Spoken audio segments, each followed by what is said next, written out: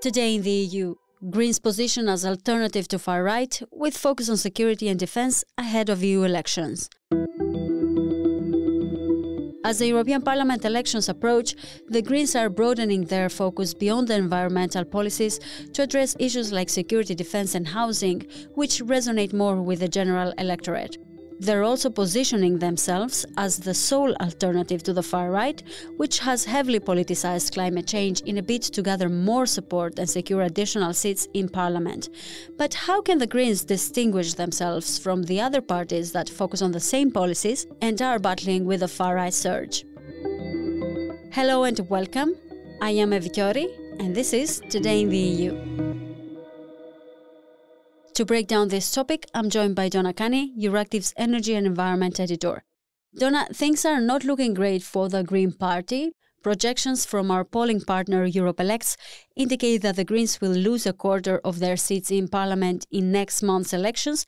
How can we explain this, considering that concerns over climate and environment are still very much present? What has changed? Yeah, on the face of it, it's a strange polling result because, as you say, climate and environmental concerns are still very high in Europeans' concerns. If you look at European barometer data, it shows that, concerns about the seriousness of climate change is almost as high as it was in 2019, which was a real peak. But when you look into it, you realise that people actually have a lot of other concerns, and these are these concerns that are dominating the political discourse. So security is a big one, so people's physical welfare and cost of living as well. The inflation over the last couple of years has really made an impact on people's wallets, and they want this addressed. And I guess for the Greens, if they go to people and start talking about climate, people do care about climate, but they want their most immediate concerns to be addressed first of all. And it's true that the green wave we witnessed in 2019 isn't as visible now. You spoke with many scholars and experts about why this is happening. What did they have to say about this? They came up with a couple of different points. The one point which always came up was the conflict in Gaza. So this has been quite divisive for the wider climate movement. And that was personified in particularly with Greta Thunberg, who's getting into fights with the German Greens, for example, as to whether to focus on Gaza or whether to focus on climate. And Donagh, this isn't the first time that Greta Thunberg has shifted the attention from the green policies to other topics.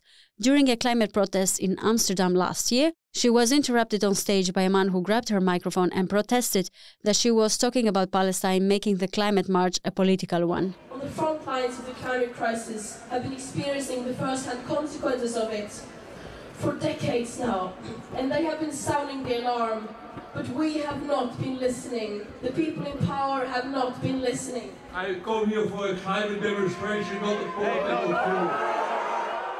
It's a really tough decision for people to make who care deeply about both issues. But it also has a wider impact, which is that the climate movement in 2019 was very focused on one single, very clean, simple issue, if you like. But as the years have gone by, issues like Gaza and the war in Ukraine and other important issues have come up as well. And it's been really hard for the climate movement to keep that focus just on climate. Even in terms of addressing climate change, there's not much more disagreements as to how that should be done, whether electric vehicles are a good thing or a bad thing, whether we should be embracing industrialization, more industrialization, or less consumption. So it's been really hard to keep that unified kind of position on it. And what other factors play a role in this? The academics also spoke a lot about young people. So 2019, it was Youth for Climate, right? It was most famously the school kids skipping school to protest. I can tell you, in 2019, it's because of your generation, it's because of you that Europe acted on the Green Deal. The young generation in 2019 was fighting for a Green Deal, for climate policies, and thanks to that movement, Europe was moving. Said Bas Eickhout. They've all grown up now, and I guess they're young, so their life is changing. They have different priorities. Some of the leaders have stayed involved, and in fact, some of them are going to be trying to be MEPs as well. But that mass movement of the youth hasn't been there. They've moved on to other issues, including potentially Gaza as well. We've seen the encampments in the colleges, for example. And then more structurally, one point the experts were all saying is that, look, it's really hard to maintain a focus on one issue for 5 years, that these things come and go in cycles. 2019 was a high point for the climate movement, but they have had peaks before ahead of certain COPs. So it's only natural that it would dissipate over time. Some people said that, the lockdowns associated with COVID in early 2020 might have brought that to an end sooner than it would have happened, but the cycle was always going to go down anyway. So it is a matter of the focus shifting so frequently. It's normal and it's the way people are. We can only deal with so many issues at the same time and it's hard to sustain interest. It's a bit of an existential challenge for us, given that climate change hasn't gone away. It's only gotten worse and we need to stay focused on it for decades. But there's always going to be these crises. I don't want to say smaller crises, but different crises coming up as well. How do we balance between dealing with these immediate issues without losing sight of the bigger picture and the long-term impact of climate change? Last week, you also had the chance to talk to Bas Eickhout, the leading candidate for the party. What was communicated to you regarding their reaction to the plausible loss of seats? Well, as you can imagine, he wasn't quite ready to concede that there was going to be a big collapse of seats. And there is indeed 2 more weeks of campaigning. But they do acknowledge that the narrative has changed, that people's primary concerns are cost of living, are security at the moment. So they're pivoting to try and address that. How are the Greens handling this possibility? Well, one point that Bas Eickhout said that was his first point is that he said that climate change is far more polarized on that now than it was. It's become far more politicized.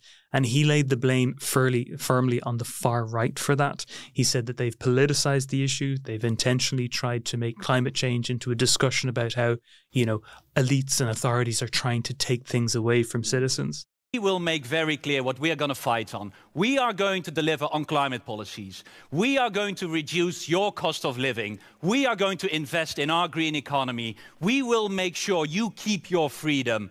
And, very important, we will not bow to the pressure of populists and Putin friends. We as Greens stand for where we are. Already Terry Renke and Bas Eickhout had expressed their concerns over the far-right threat. Security without speaking about what I believe is the biggest threat to our security right now, and that is the rise of the far right. We see that there are far-right politicians that want to destabilize this union, that want to take away the fundament of what has built peace, freedom and prosperity in Europe over the last decades. So they acknowledge that reality, they're working around it. And what he's really tried to do and what the Green Party are really trying to do is to, yes, keep talking about climate, but really put it in a context of how climate is part of the solution to security and to prosperity as well. So they're going very strong on the idea of a green industrial deal. New green technologies like electric cars, electrolyzers will give new jobs and new opportunities to make money. And they're also talking about the security threat associated with climate change, be it extreme weather, the collapse of crop production, droughts. All these things have an impact on people's well-being and security. So if you want to tackle those, you should vote Green and keep the focus on climate change. That's the angle they're taking. One interesting point that you raised is how the Greens are shifting their discourse to appeal to a broader audience. In what ways are they changing their narrative? Well, by focusing on the threat of the far right, by focusing maybe industrial strategy, jobs and security first, climate second. How they're doing on that, I guess we'll see in the coming weeks. But one key difficulty it's created for them is that how do they differentiate themselves from other centre parties who are also taking similar lines, particularly on the left as well? Precisely, this is the issue here. How are they planning to differentiate themselves from the socialists, and not only if the messaging and the narrative used is similar? So I think they're trying to avoid picking a fight with the socialists as well, because they know that only the right wing will benefit from doing that. But what Bas Eickhout was saying is that the credibility and the seriousness of the socialists on climate perhaps wouldn't be as strong as it would be for the Greens. So if you want to vote for somebody who you know is serious and credible about climate change, you vote for the Green Party. And on the other hand, how can the Greens maintain their voters and their credibility now that they are changing their focus? What I would say is that they're not necessarily shifting their arguments, they're just shifting the emphasis they put on things. We had a really good discussion because Bas Eickhout on another podcast a few days prior said that it would be suicidal to talk about, for example, reducing your meat consumption during this campaign because voters just don't want to hear it. Yeah.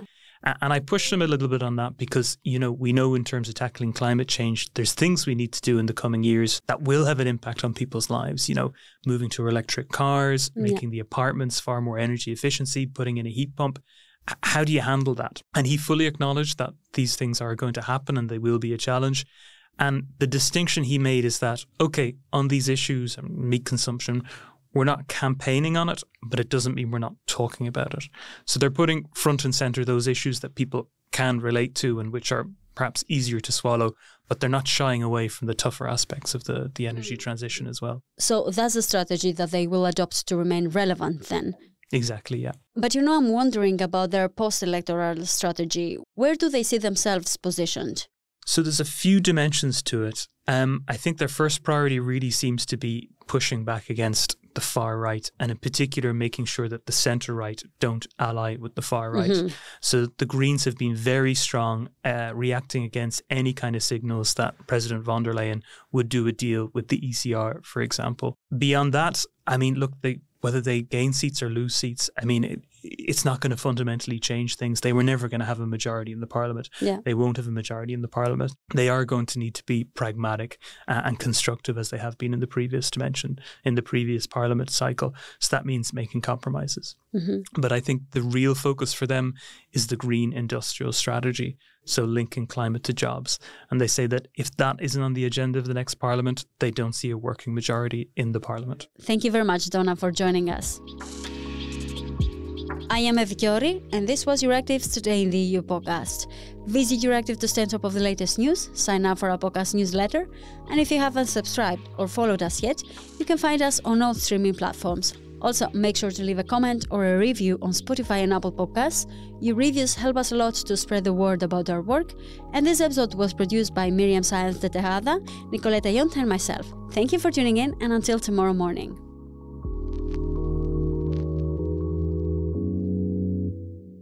As part of our commitment to accuracy, inclusion and transparency, Euractiv is part of the Trust Project.